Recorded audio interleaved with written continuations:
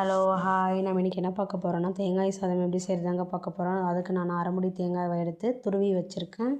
ஓகேங்களா. நெக்ஸ்ட்டு வந்து பார்த்திங்கன்னா பேனில் தேவையான அளவு எண்ணெய், 1 ஸ்பூன் கடுகு, 3 பச்சை மிளகாய் ஆட் பண்ணியிருக்கேன். நீங்கள் வேணும்னா காஞ்ச மிளகாய் கூட ஆட் பண்ணிக்கலாம். நான் வந்து பச்சை மிளகாய் எடுத்திருக்கேன். ஏன்னா எனக்கு கொஞ்சம் காரமாக வேணும்னு சொல்கிறதுனால நான் பச்சை மிளகாய் எடுத்திருக்கேன். அதுக்கடுத்து ஒரு கொத்து கருவேப்பிலை, 1 ஸ்பூன் பார்த்திங்கன்னா உளுத்தம்பருப்பு ஆட் பண்ணியிருக்கேன். நெக்ஸ்ட் வந்து பார்த்திங்கன்னா துருவி வச்ச தேங்காய் அதையும் சேர்த்து ஆட் பண்ணி நல்லா கலந்து விட்டுருங்க.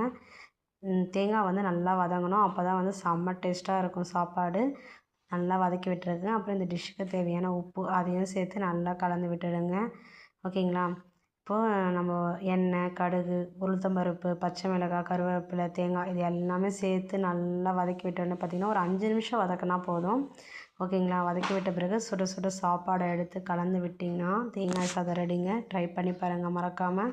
பிடிச்சிருந்தால் லைக் பண்ணுங்கள், ஷேர் பண்ணுங்கள். மறக்காமல் நம்ம சேனலை சப்ஸ்கிரைப் பண்ணி வச்சுக்கோங்க. அப்போ தான் நான் அடுத்தடுத்து போடுற வீடியோ உங்களுக்கு வந்து சேரும். ஓகேங்களா. நெக்ஸ்ட் வீடியோவில் பார்க்கலாம். பாய்.